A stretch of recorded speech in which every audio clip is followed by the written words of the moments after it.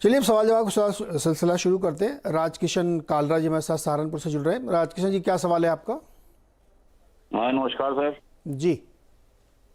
मेरे पास 100 VDL हैं 931 पर, और AWL हैं सर 100 614। जी, इन्वेस्टर हैं आपके, ट्रेडर हैं?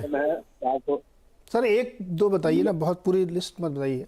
आप इन्वेस्टर हैं या ट्रेडर हैं? मंगलोर का निकला सर 400 मंगलोर 91 पर। मैं पूछ रहा हूँ इन्वेस्टर हैं कि ट्रेडर हैं आप? दोनों ही कर लेते हैं सर। भारत डायनेमिक्स में क्या है, आप ट्रेडर हैं इन्वेस्टर हैं? बच जाएंगे तो बेच देंगे सर, नहीं बचेंगे तो फिर रख के रखूंगा जी। बढ़िया, बहुत ही बढ़िया। सरवन जी बताइए, भारत डायनेमिक्स 931 में खरीदा था, 935 है, तो ट्रेडर बने रहे या इन्वेस्टर बन जाए?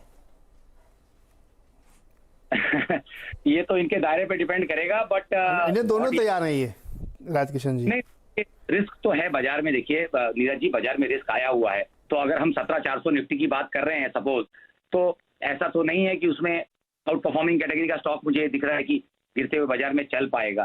तो मेरे हिसाब से तो अभी भाव के इनके आसपास है, और मेरे हिसाब से इनको यहाँ पे निकल जाना चाहिए, क्योंकि मुझे लगता है कि गिरते हुए बाजार में आउट परफॉर्म नहीं कर पाएगा, ये भी गिरेगा, और तकरीबन मुझे लगता है 830 820 की तरफ भी फिसल सकता है। तो मेरे हिसाब से तो निकल जाने में रहा है। नीचे में दोबारा लेने की कोशिश करें, बट यहाँ से मेरे हिसाब से निकल जाए। ओके, और अदानी विल्मर में क्या करें? अदानी विल्मर में तो सर देखिए, डेटा थोड़ा कम है मेरे हिसाब से, तो बहुत ज़्यादा क्लियर राय यहाँ नहीं है, तो मैं ये इसको आज पास करना चाहूँगा। यहाँ पे मेरी बहुत क्लियर राय नहीं है। ओके, तो अदानी विल्मर में चूंकि ये मैं दर्शकों से निवेदन करूँगा कि ये वाला जो शो होता है ना, इसमें चार्ट पे देख के तो बहुत रिसेंट लिस्टिंग है जैसे, तो उस पर पैटर्न मिलता नहीं, तो आपको सलाह देना मुश्किल हो जाता है, इसलिए इसमें नहीं दे पाएंगे। किसी और शो में हम इसको लेने की कोशिश करेंगे।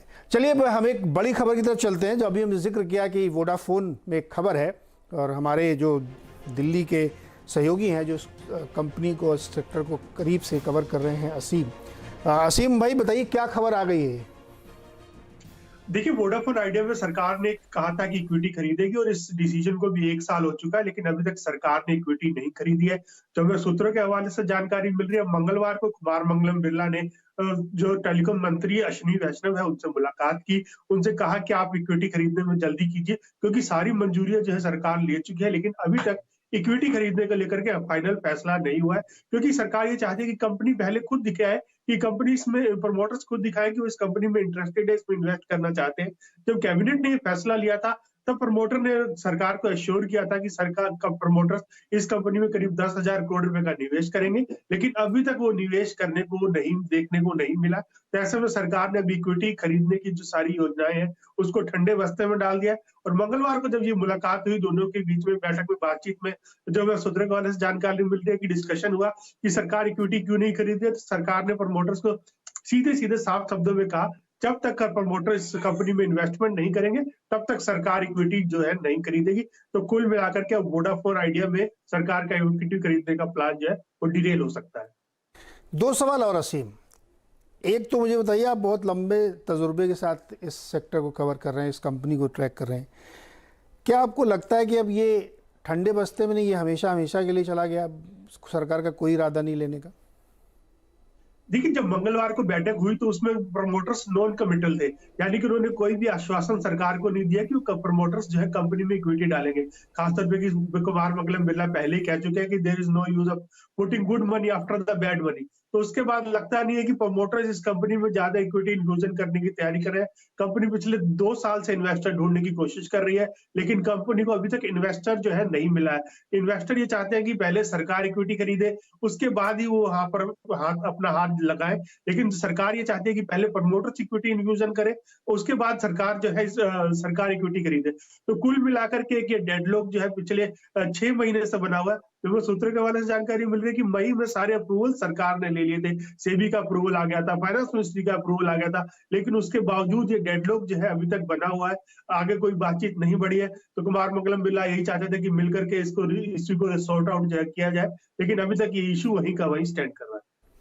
यानी डेडलॉक बना हुआ है, प्रमोटर डालना नहीं चाहते, सरकार के लिए आप पहले आपका खेल चल रहा है। और एक सवाल और, कोशिश करिएगा जवाब देने की। और मैं हमारे जो रिसर्च एनालिस्ट हैं सुमित और यतिन से रिक्वेस्ट करूंगा कि वो निकालें कितना डेट है और उसकी क्या स्थिति है।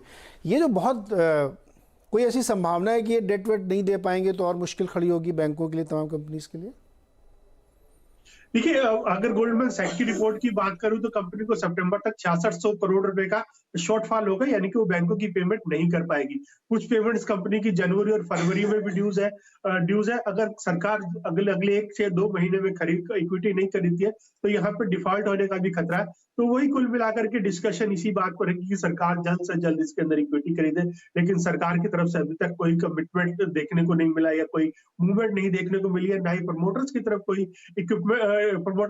कोई कमिटमेंट देखने को मिला।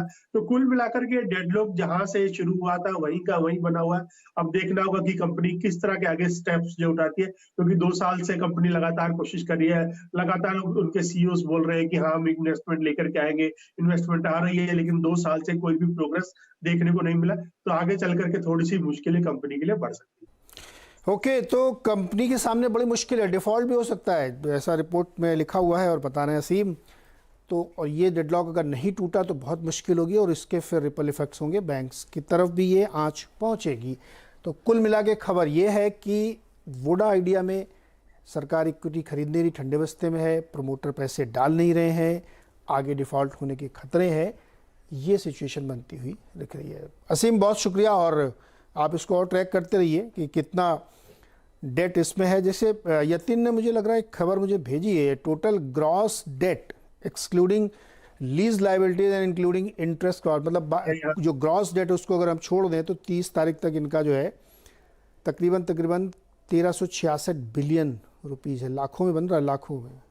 और हाँ असीम कुछ बोल रहे हैं क्या आप? देखिए, ये कुल डेट की अगर मैं बात करूं तो 2,20,000 करोड़ रुपए के आसपास कंपनी का डेट है।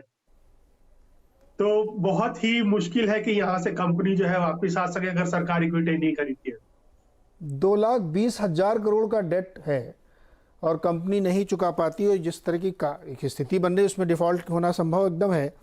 वैसे में तो फिर ये बहुत सारे बैंकों को, सबको दिक्कत करेगा। फिर ये पता नहीं बैंकों ने सबका प्रोविजन कर लिया हो। देखिए, ज्यादा जो ड्यूज है वो सरकार के हैं, 1,90,000 के आसपास करीबन ड्यूज है वो सरकार के पास लगातार 15,000 करोड़ स्पेक्ट्रम का पेमेंट करना है। तो उसके सारे ड्यूज हैं जो कि सरकार की तरफ ज्यादा है। बैंकों की तरफ से 25 से लेकर के 30,000 करोड़ रुपए के आसपास का ड्यूज कंपनी की तरफ से होगा। तो उसमें थोड़ा सा डिफॉल्ट जो है आगे आने वाले दिनों में कंपनी की तरफ से देखने को मिल सकता है, अगर ये डेडलॉक नहीं टूटता है तो। बता दें कि मनी कंट्रोल पर दिए गए विचार एक्सपर्ट्स के अपने निजी विचार होते हैं। वेबसाइट या मैनेजमेंट इसके लिए उत्तरदायी नहीं है। यूजर्स को मनी कंट्रोल की सलाह है कि कोई भी निवेश निर्णय लेने से पहले सर्टिफाइड एक्सपर्ट की सलाह लें।